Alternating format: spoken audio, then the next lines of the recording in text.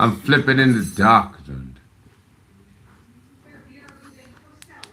Aha, I've got the light. So what needs to happen is that I think you close the door. Sharp, sharp. You can go out. This boy's looking at me like, why must I go in and go out? Um, it's the evening. Good evening to everybody who's watching this because we are live now. Welcome to SA Pulse. We are the pulse of the nation. Is your finger on the pulse? Is your finger on it? Can you feel the pulse? Can you feel the vibration? Can you feel the breathing? Can you feel the pulse? We are here today. It's a very interesting day. The Minister of Sports, Arts and Culture, Mr. Gayton McKenzie, has released a statement saying that CISFA is in a lot of trouble in mismanagement of plus minus 52 million rands through the creative industry. Money which was supposed to be used for the artists or for the arts organizations. So Minister Gayton McKenzie has been in like kind of like a tangent to go, I am investigating CISFA. Because now what has happened last year, CISFA had organized the march for the MGE and Mzansi Golden Economy funding. So Mzansi Golden Economy funding is though funding each and every year the Department of Arts and Culture would be releasing for the artist or arts organization to do their yearly project.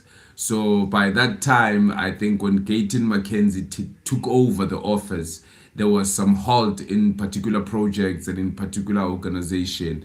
The man had his own reason, specifically CISFA.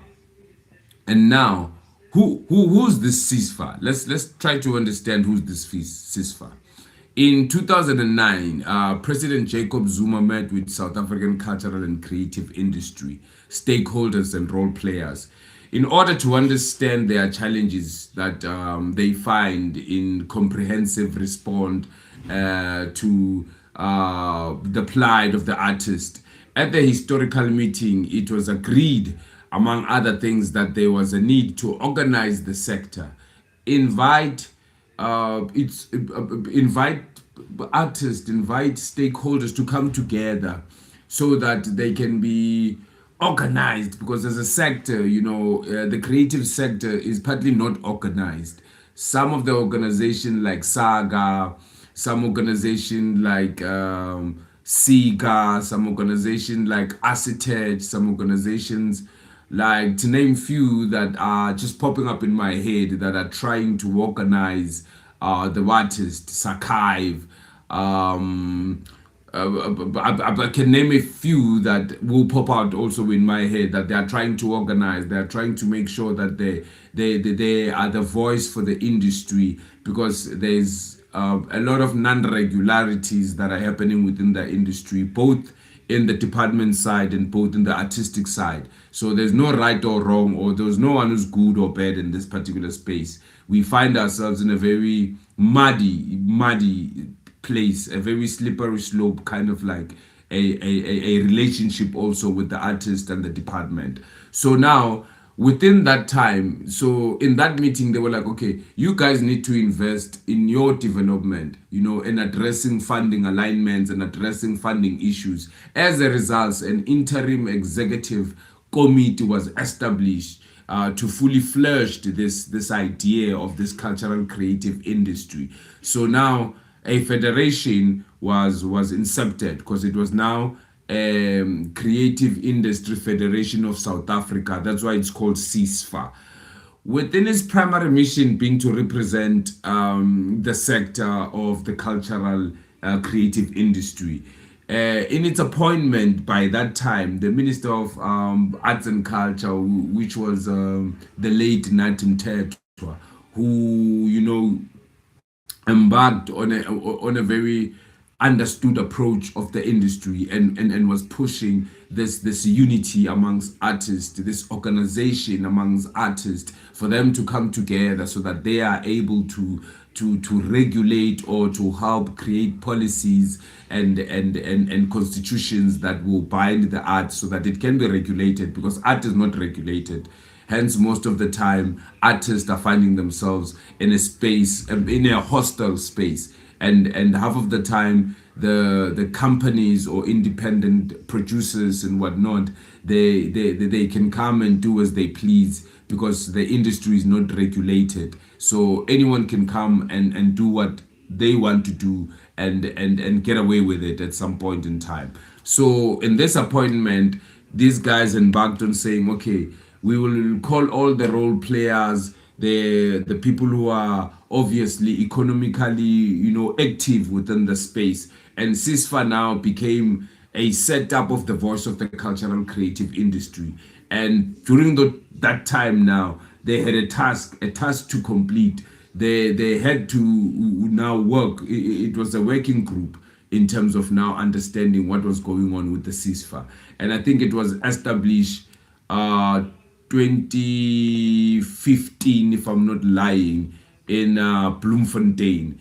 There was a huge meeting in Bloemfontein where particular artists traveled to Bloemfontein, and there was elections in Bloemfontein. Yes, some other artists can tell us what was happening during those elections, because a lot of irregularities within that particular meeting, the inception of CISFA, which a lot of people started to question as well, when they were part of whatever that was happening within that space.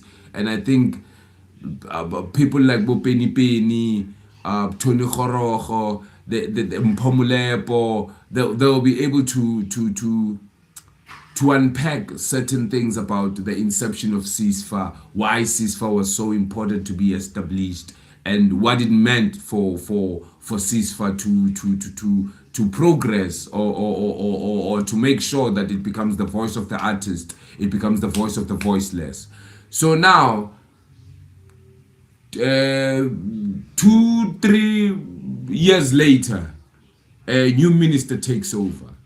The new minister takes over, there is a halt of particular projects. There is halt in particular individuals, because at the end of the day, even the government deals with individuals. Artists are also individuals. And yes, they have organizations that they represent. Somewhere, somehow, the minister finded himself going, no, no, no, no. There are particular organizations in which I will not fund. And CISFA took it to the streets now to say, no, no, no, no, no. The minister must fund every artist without being biased, without being named to be affiliated with a particular organization, because the minister came aboard, and there were particular organization with the minister was like, I'm not going to deal with this particular organization, and I'm not going to fund anymore this particular organization. And the minister has halted too many fundings. We will also talk about the halt of festival funding, because the minister also halted a lot of festival funding, national festival funding, national arts, cultural festivals that were halted, or they were given little money, because the minister felt like the artists are always having a begging bowl. They are always hanging around asking the government, and they are not efficient enough that they can be able to sustain their work. He was also complaining about, we cannot forever be asking government for particular money. This is not a business, because he also came as, I'm a businessman, so why not turn this whole thing into a kind of like a business structure of some sort. But we can see most of the things that he has implemented and did in terms of the arts, it's questionable, and some of the ideas that he has done for the arts, are collapsing. I think in sports we might give him at 8 out of 10, but in the arts he has failed dismally to also connect and bring artists together. Yes, he did, establish the 17 clusters, that will represent theater, dance, architecture, sculpture. It's like the 17 also what's the word I'm looking for? When you acknowledge, yes, when you acknowledge a particular art form like arts and education, because I can see Yvette Hardy are there in that particular cluster, and you have music, you have poetry, you have books, writers, you have all of these 17 clusters. Possibly one day, or if somebody is live and can be able to understand what the 17 clusters are, or what the 17 clusters have done within the taking over of the industry, because you must understand now we are speaking about CISFA, and CISFA was playing the same role as the 17 clusters are playing now. And we don't know if these are the same people that jumped boat from CISFA to the 17 clusters, or the same people in the department that were still funding the CISFA are still sitting there, or the same people who investigated these allegations are the same people who were investigating themselves. Because in South Africa, there's that funny thing that people investigate themselves. The monitors who monitors the monitors who monitors themselves. So we have that kind of a tricky managerial dilemma in South Africa. So yeah, let's get to the statement, or let's get to the article that was out by the Minister of Sports, Arts and Culture, Mr. Gayton McKenzie. So finally, the forensic investigation report into the Cultural and Creative Industry Federation of South Africa, conducted by Gobodo Forensic and Investigation Account, GFIA, on behalf of the Department of Arts and Culture, which is DSEC at this particular point in time, as we short name it. So the investigation, which examined the 51.8 million in a public fund transferred to CISFA between 2014 and 2015 and 2023 and 2024 financial year. These are facts, and this is written. This is this guy now saying, I'm coming with my investigation. My investigators have investigated. So now we're about to find out, because now I have my finger on the pulse. So now, an irregular from that time, the government of failure, the breach of Public Financial Management Act, and the irregularities, and the department own policies were starting now to be violated, as they can say. An irregularity contract signed in March 2026, increasing the original CISFA funding agreement by, I think it was 772,000, with no submission, no justification, or no proper approval. So 5.4 million in upset funds at the end of the 2016 to 2017 contract period was not returned. So that money never returned. So there was 772,000 that was given out and submitted to like the government for maybe it was a financial year end. So they had to submit some documents and then get money after submitting those documents. Now they never submitted those documents. Possibly they submitted something, and then in return they got the money, and they never returned a 5.4 million in upset fund at the end of 2016 to 2017 contract period, and it was not returned, that money.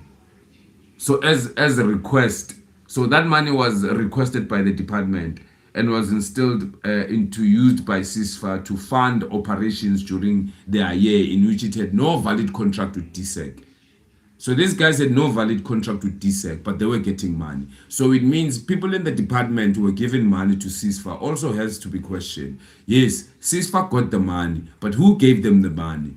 Who said yes, it is okay, and signed that particular check or signed those documents? Because there's no way you're going to get money without signing documents in the department, meaning there was fraudulent, there was fraud within that. So people has to be questioned within the department as well, because there was fraud now. Because at the end of the day, we know, or me and you know, that you can't get money from the government without filling particular papers and money, or those papers traveling to particular head of department so that they can be able to sign it, so that you can get your tranche of money. So that we know at this particular point in time, that somebody in the department, of people in the department which were giving money to CISFA, they also need to be questioned, because we need to question both sides of the story. The CISFA's got the man, how mfethu uyareporta ukuthi no ufaka itende, wenza umcimbi la,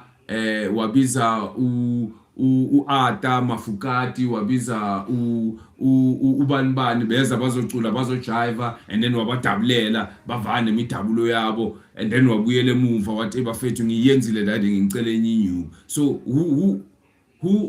who now in his rightful mind does not double check or look at even the progress of this particular organization, because this organization was for the creative industry to sustain itself, was for the creative industry to get funding, to make project out of them. We were supposed to go to that particular department and ask for money, or ask for advice, or ask for projects, or them inviting us, or them writing, emails to say, hey, we have a project and we need creative artists who are on this particular role, who are musicians, who are actors, who are theater practitioners, who are sculptors, who are architects, who are poets, who are jazz musicians, come.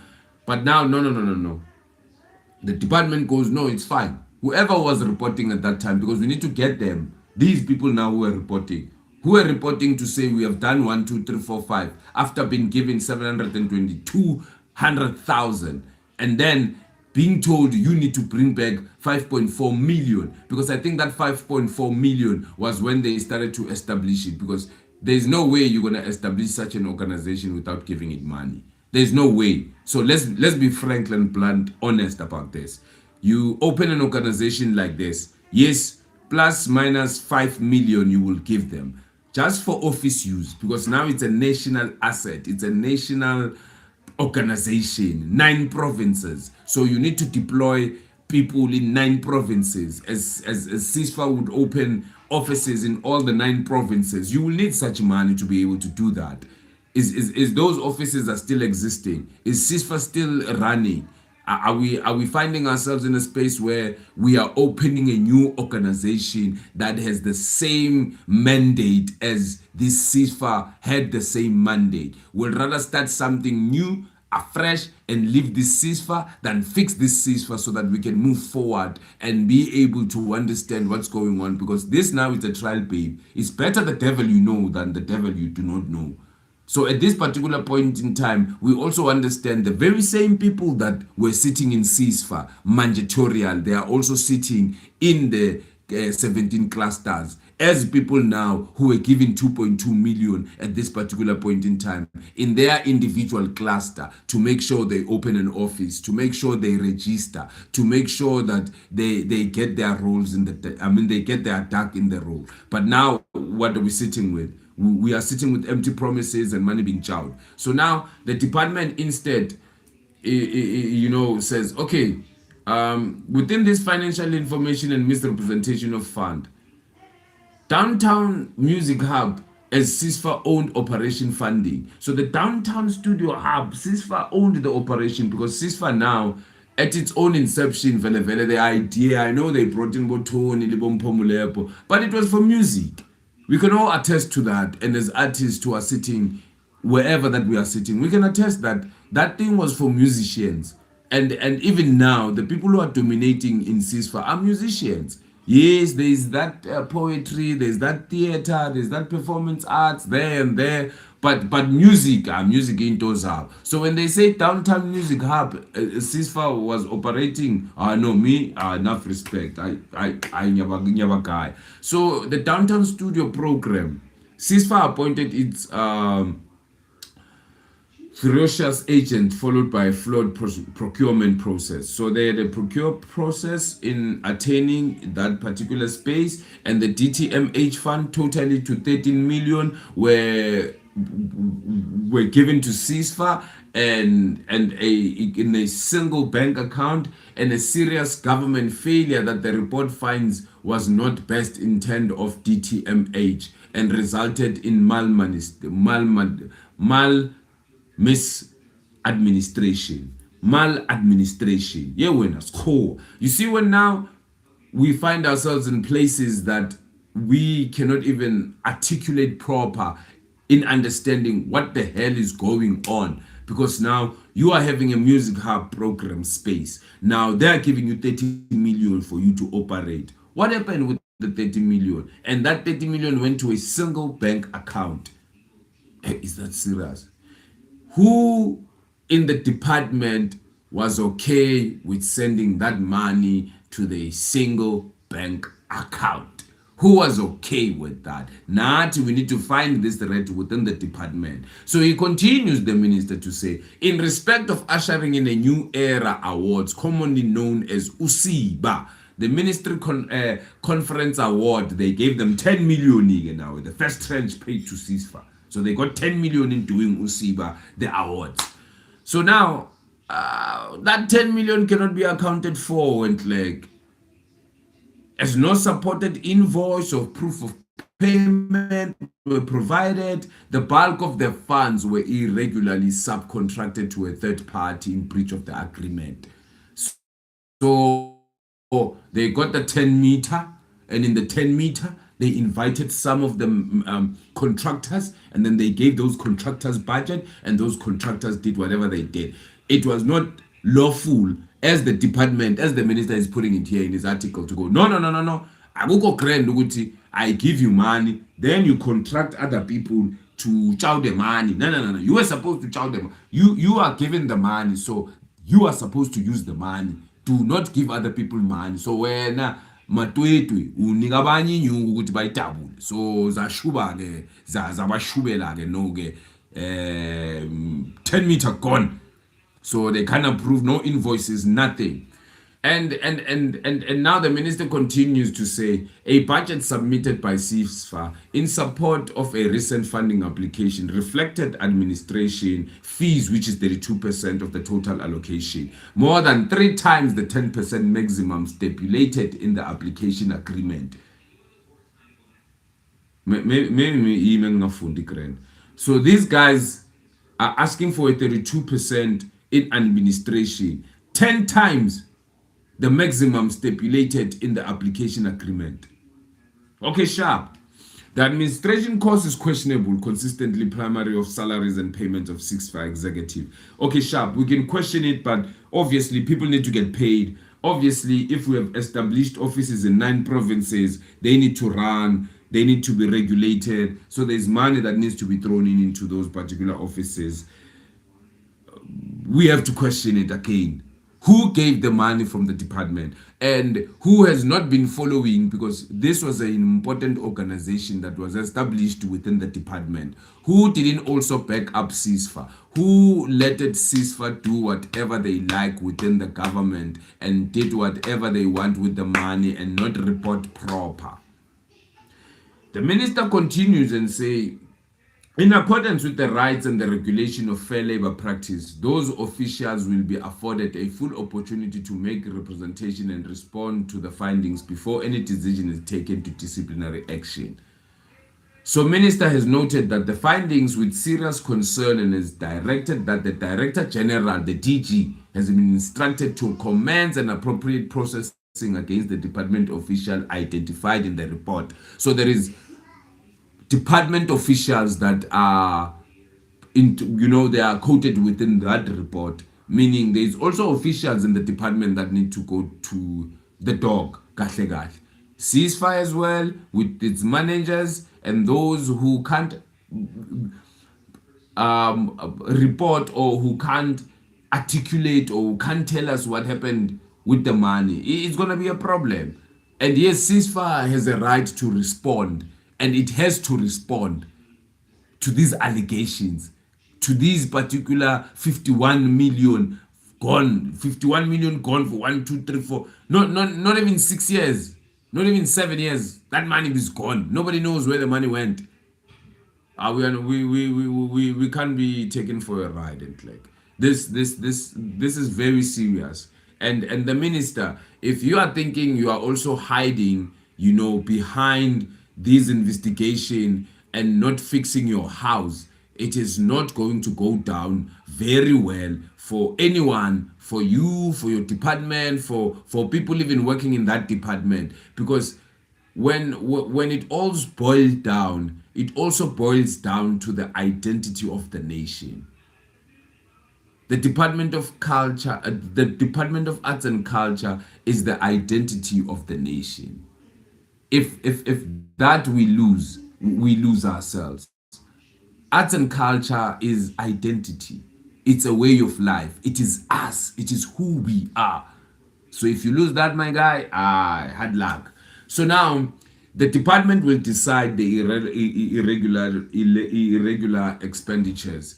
In the report, according to the PFMA, they will also sit and will have the Auditor General of South Africa to have a special investigating unity and the Hawks for any further investigation they deem may appropriate.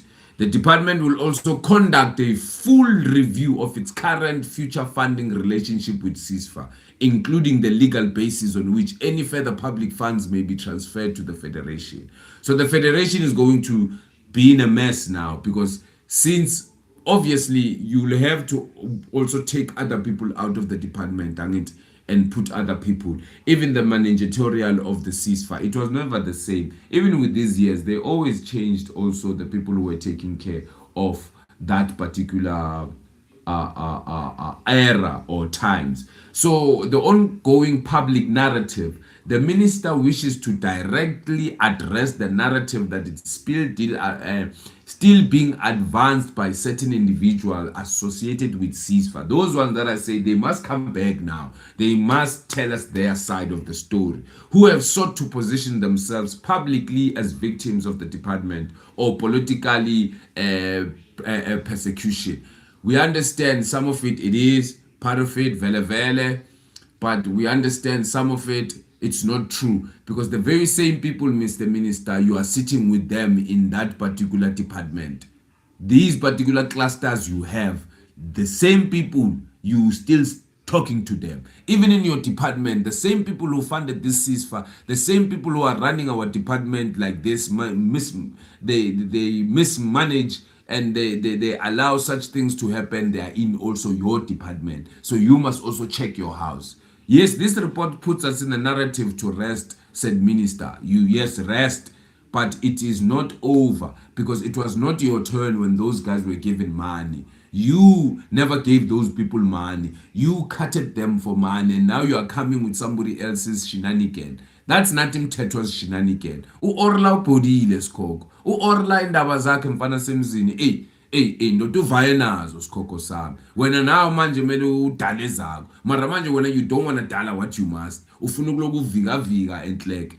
So at this particular moment, the minister is clearing his name. The minister is just only saying the artists are crybabies, they eat money, and now he's putting us in one bottle of going CCIFSA. No, CCIFSA didn't represent all of us, my guy. Some of us didn't know if they existed. It's now that we're finding ourselves going CCIFSA. Yo, Malengaga. Kwenzakaleni ngeMalengaga. Basangigayanga nemeter notangenzi project. So the cultural creative industry is too important. And the public fund entrusted in this particular department, which is 51 million transferred and escape just like that, and no scrutiny, no whatsoever with the officials, a full report must be handed down to the portfolio committee. This is just a half report, Skoko. We need a full report. This investigation is not full. These are still also allegations. You are not coming with facts. You are still saying allegations. You don't want to drop names. You don't want to say this and this person and this person. Let them go to the dog. Azibakhalele sikasiGonyela. Azibakhalele, yeah.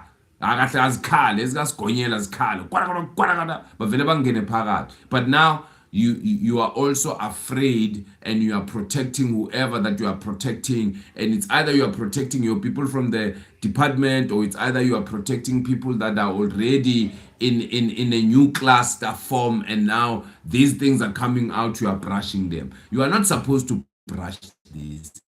It's supposed to go out. We need a full accountability. A full accountability.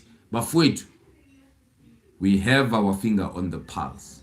We will follow this story proper until it lands and it drops. Na kanjani. So the full report is needed in the table. Yes, the Portfolio Committee of Arts and Culture can have the report, and the Auditor General, as part of the department's accountability, yes, it's obliged. But we as the public need a full report with names, Baba Wam. You must drop names, manje. Yeah. Ungathatha my chance. Even in your department, you must drop names, Baba Wam. We have our finger on the pulse. I like talento. Next time, next around, we were live and leg. Asibonaneni next time, bafowethu. Asibonaneni next time. Make sure we learn the 51 meter. Yo. Hey, man. Hayi bafowethu. Yo. Hey, see you next time. Keep your fingers on the pulse there. Keep your fingers on the pulse there. Hey, what's the chat? What's the jigs? So that you feel the finger on the pulse there. Yes, sir. Salute.